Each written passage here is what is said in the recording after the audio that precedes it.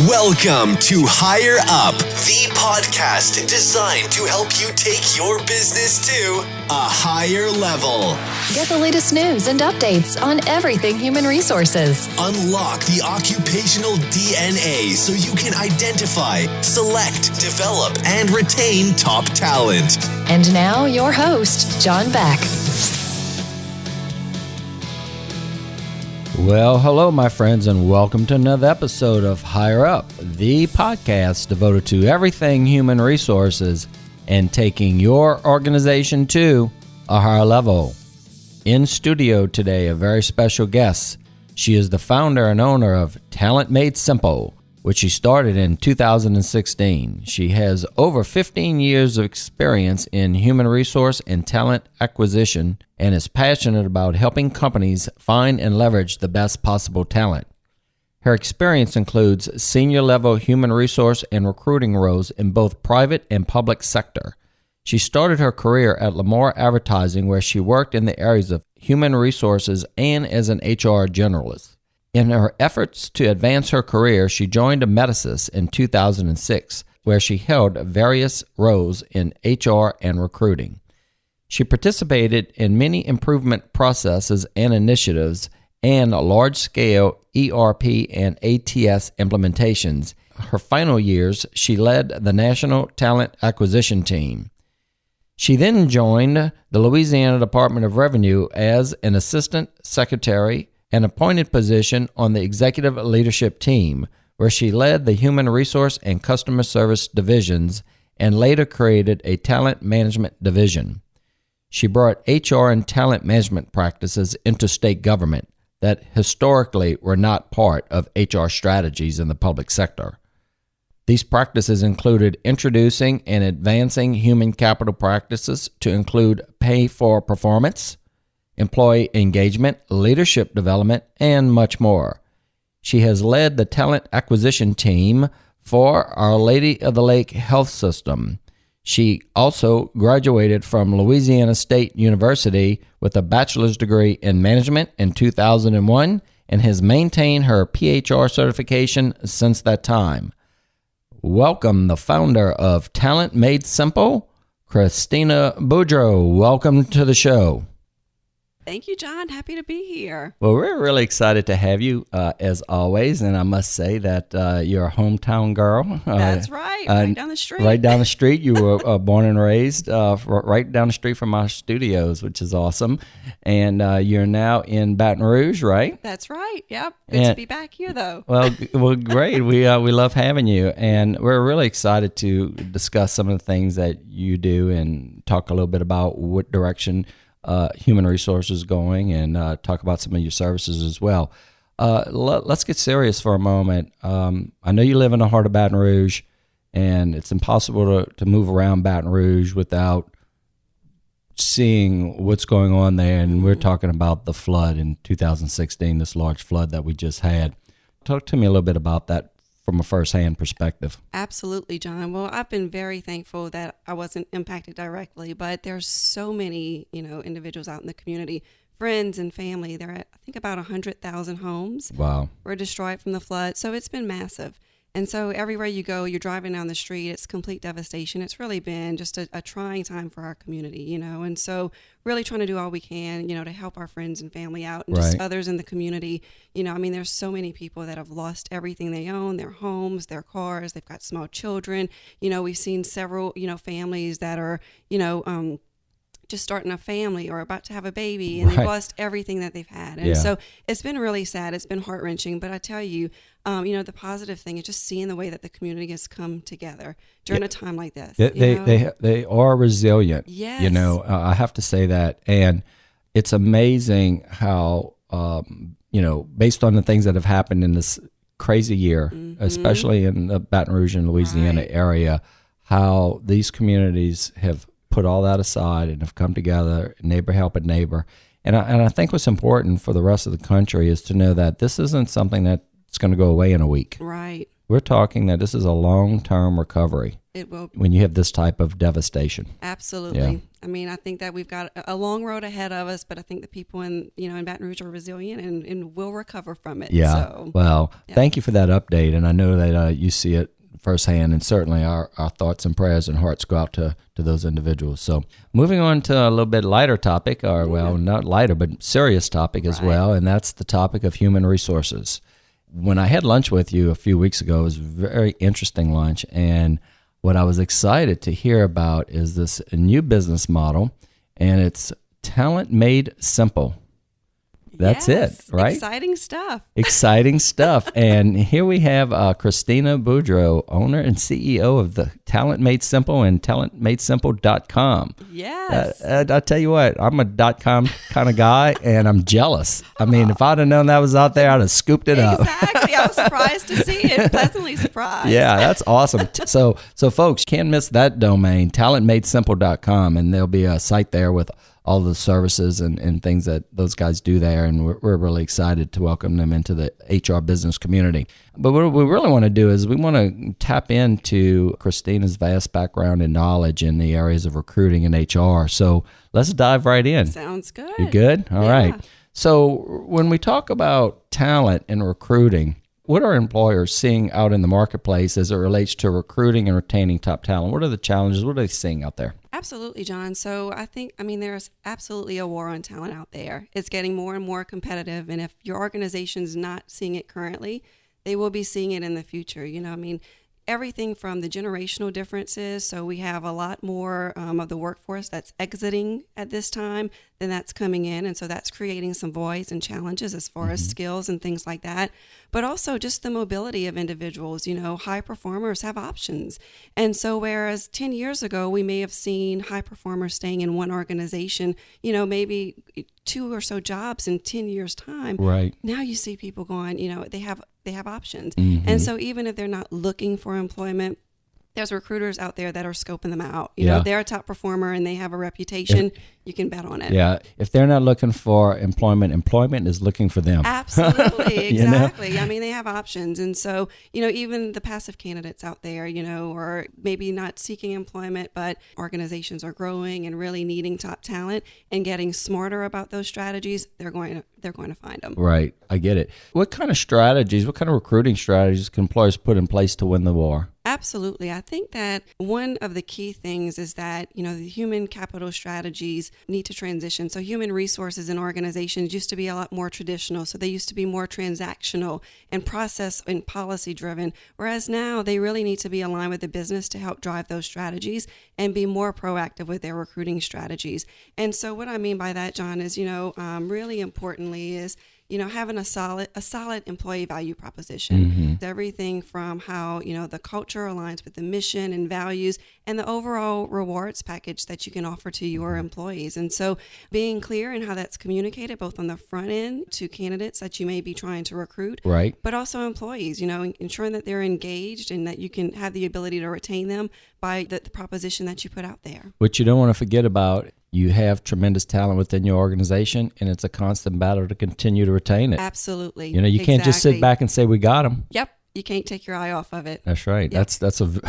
That's a huge, very important. We always say, folks, there's nuggets out there, and that's a big one. And how many organizations are guilty of doing amazing work to bring in top talent?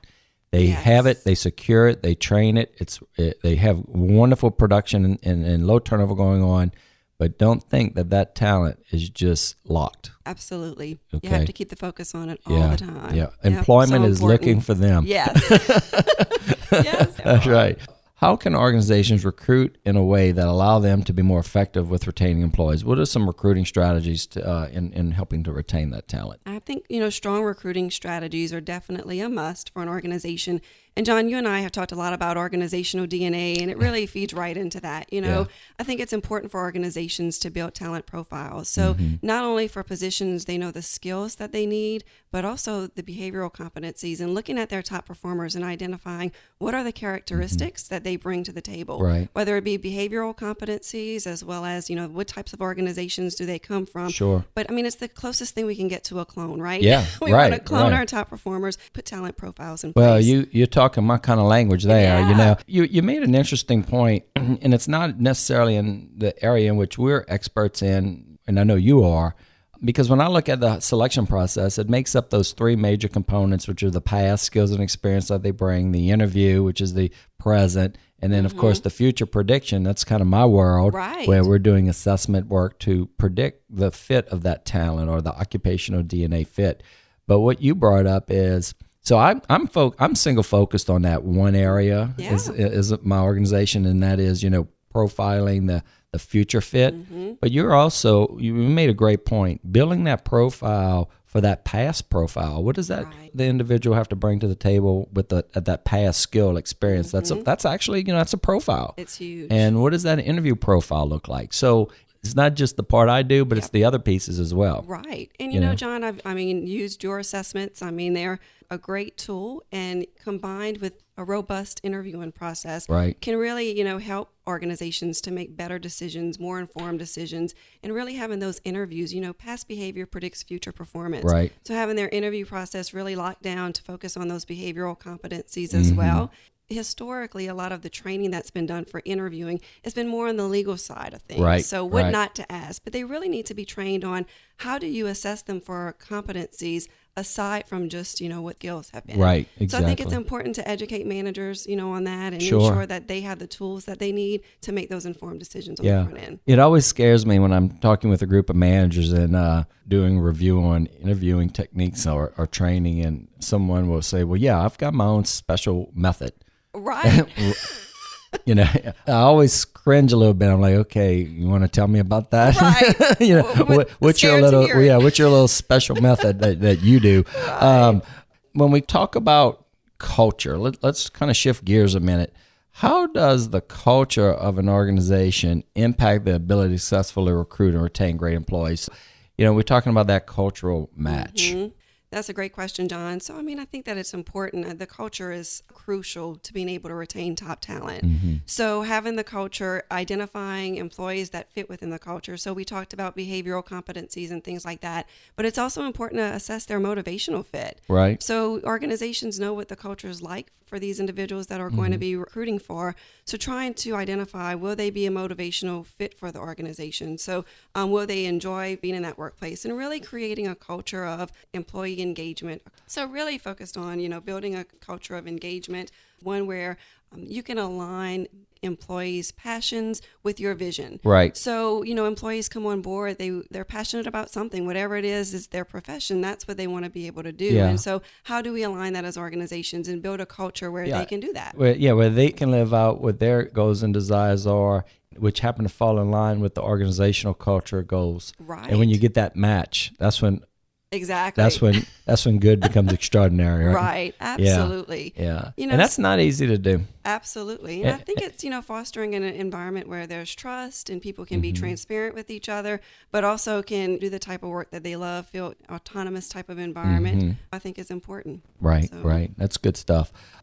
Oftentimes, executives don't want to make the investment in human capital strategies. I hear that all the time, especially from the C-suite. We'll present in projects and solutions, and we'll get feedback. Well, it was denied by the top executives, and Yep. what it comes down to is because I don't think they can see the tangible ROI. How do you respond to that? How do we overcome that? And that goes for individuals like yourself with your organization, what you're going to be bringing to the table, what we bring to the table, and not only that, but HR. Right. HR is trying to do great things, but yet how do we cross that bridge into Absolutely. the C-suite and help them to understand the value? It's definitely something that, as HR professionals, has always been a challenge for us. But as we transform HR and the value that we bring to the table, I think it's important. We really help to quantify our return on investment, really by understanding what are the business goals, what they're trying to accomplish.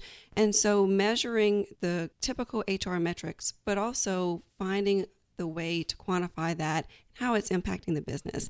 For instance, not just measuring turnover as a percentage, but what impact is turnover truly having to the organization? And we've seen all sorts of studies that say how much turnover costs because of the interviewing and training and things like that. But also, what about the cost of the vacancy? So how is that impacting productivity for the organization? Right. And if you can quantify things like that and show the overall impact to the business, you're going to be able to secure the buy-in from your executives to be able to put these things into place because they're important. Really what it comes down to is more preparation on our part as HR professionals in preparing the type of presentation or information that they're looking for. Right. If we come in there with, well, this is a good thing because it feels good, it looks good, it smells good, doesn't necessarily mean that they're going to buy in. Absolutely. And a lot of times, especially in today's economic situation that our country is in, times are tough for a lot of organizations, especially here in southern Louisiana with the impact of the oil and gas industry and how that's kind of been on a little bit of a decline lately. Organizations have tightened their belts. And you really have to bring a new project. When you bring a project, especially in the HR group, to the C-suite, you better have your nickels and dimes accounted for. Definitely. And show the organization the financial impact. Yeah. You know? And, I mean, all over the organization, we're always talking about big data and things like that. Well, there's HR data. And I think it's important that HR has scorecards that they're measured by. Right. And that they're putting those things out in front of their executives to help to understand, one, what they're doing really well, but then secondly, where there's some opportunities, putting that in front of them on a regular basis to see how they can impact the business in a positive way. That's huge. That's it all comes down. I mean, we can sit here and talk about all the great things, but it always comes down to, is it a financially smart decision for the organization at the end of the day? Yep. You know, I mean, organizations just can't give and give and give. They have to look at the bottom line. What tools do you think are the most important in the process to provide data to help drive these decisions? I wish there was a cookie cutter approach. Yeah. I wish there was a one size fits all, but I really think it depends upon the organization. You know, I've been in several different organizations, and my recommendations would be in one are not the same as what they'd be in another. Right. For example, I did some work with you, John, whenever we were, when I was working for the state. Right. So nonprofit setting, you know. Different animal altogether. Very different animals. So being in the public sector, you know, really tight budget, you know, so really identifying and assessing the needs of the organization, where we were trying to go from a business standpoint. What was going to be the biggest impact? Exactly. For Where the am buck? I going to get the biggest bang for the buck? Yeah. We did some incredible things there and really had an impact on the bottom line and the results. Yeah, you know? I'm going to give you a little kudos on that. You guys were doing in state government what some of your top Fortune 100 companies are doing. Yeah. And that was groundbreaking in what you guys were doing in that department, from leadership development, cultural development, organizational development. I mean, that's not commonplace in my 25 years in human resources to see that type of work being done. So hats off to you and your team that, you know, when you guys were implementing there, it was some great work. Well, yeah, and John, you know, we saw some incredible results. We saw, you know, the impact of the revenue coming into the state increase as a result of that. I mean, it was things that were, and sometimes back to the basics. You can add employee engagement that hadn't been done before, really putting robust action plans in place. And then, you know, we implemented an incentive plan, which was very neat. It was the first of its kind in state government. Right. And it really helped to drive the performance. I mean, it was all about being rewarded for above and beyond performance, and that's what we saw. So well, cool. I'm going to go ahead and make a call right now, and that call is for anyone out there in state government, not necessarily only in Louisiana. Obviously, Christina is located right in the heart of Louisiana, but is capable of working outside. If you're in state government and you're looking to do some innovative and creative things, her and her organization have some tremendous solutions and a ton of experience in that area. So you be sure to definitely check out talentmadesimple.com. Yeah, good stuff. Let's switch gears a little bit now. I want a Christina update. You're venturing out getting ready to take the step and do your own thing, which is exciting. Tell us a little bit about Talent Made Simple. What was the idea that drove that? And let's kind of just discuss Talent Made Simple. Sure, absolutely. So, John, very exciting time. You know, I've wanted to do this for a long time. And so finally decided that now's the right time. Now or never, right? Yeah. So I've had a lot of experience both in working for the state as well as working in various organizations, primarily in healthcare, but also some outside of healthcare as well. But I've got a lot of experience under my belt. Right. You know, in all aspects of HR, in addition to recruiting, done a lot of work in recruiting as well, led the recruiting efforts for the National Organization for Emeritus. And so really had some great experiences, and I want to be able to bring that to more companies. And I want to be able to provide value to a lot more organizations than I can with just being employed by an organization. And so, with Talent Made Simple, we provide a lot of different services on a consulting basis, both on the HR side as well as the recruiting side. So we have some clients that want us, to do their recruiting for them. Contract type basis. Others might be more on an executive search or contingency type basis, but also HR consulting. So various HR projects. A lot of your smaller organizations don't have HR organizations at all, or they don't have big HR organizations. So they really need some help either to, define their HR strategy, or for projects as they come up here and there, really need some guidance on can they most effectively implement some of those things. And that's what we're here to do. And for business owners to kind of try to start build that department for those, because there's always that sweet spot. And I have a lot of clients where you'll have a business owner and they can have 100+ employees. And there's not really an HR department or an HR individual over the function. And it could get sticky. What a great need to be able to fill, to also come in those situations and look at where they are and assess the need, and then give them an offering of either helping to set up that, looking at bringing in that person that you guys could help recruit, find, put in, and get the systems in place to really get them streamlined, because the war on talent is cranked up. It's happening, and if it's not affecting you yet, it will be. It is, definitely. And that's the thing, with your smaller organizations, oftentimes, if you do have any kind of HR function at all, it's more on the transactional side. It's getting the payroll process, the benefits in, and that sort of thing. So really helping organizations to be more strategic in how they're managing their human capital, that's really what we're here to do. Top talent doesn't happen by accident. It doesn't. Everybody. And it's crucial to our organizations. Absolutely. Yeah. So let's do this. Do you have? I want you to give the website address from you. Okay. Go ahead. Let's go ahead and give that. www.talentmadesimple.com. Oh, very simple to find. Yeah. And that's going to be live and ready to go. It is. And for an organization to engage you to begin the dialogue, go to the website. There's some contact forms and/or information to contact you there. Yes. And of course, folks, as always, we're going to have an entire page, as we have for all of our guests, on hrhireup.com, the website devoted to everything human resources and taking your organization to a higher level. We'll have a great page there with all of Christina's information, a recap of the interview. You'll be able to go there, listen directly to the podcast, as well as find contact information for Christina. Also, on another business note, be sure to check out our new HR Hire Up app. We have it live in the App Store and on Google Play, so it's on all platforms. So again, just go to your App Store and check out and look for HR Hire Up, and you'll find our app where you can just download and the app, put it in your phone, and you'll be able to get access to all of our great podcasts, present and past. So, Christina, we really want to take a moment. And is there anything else you need? Anything off the top that you have? I think that covers it, John. Thanks so much. I enjoyed my time being with you today and look forward to further dialogue. Well, and I'll give you guys a little sidebar as well.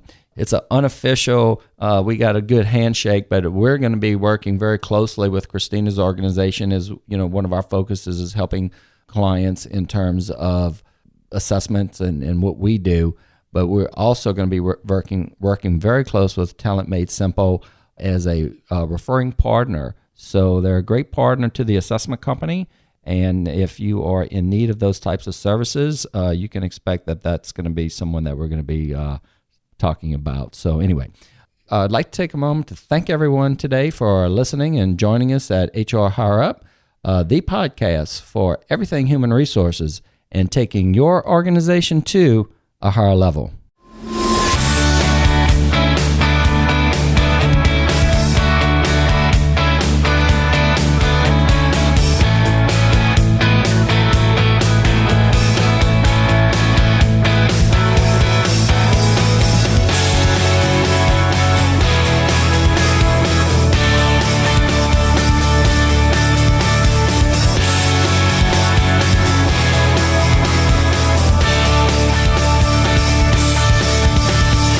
Thanks for listening to Higher Up with John Beck. For show notes, updates, and more on how to break the code to unlocking occupational DNA, Join the community at hrhigherup.com. and take your business to a higher level.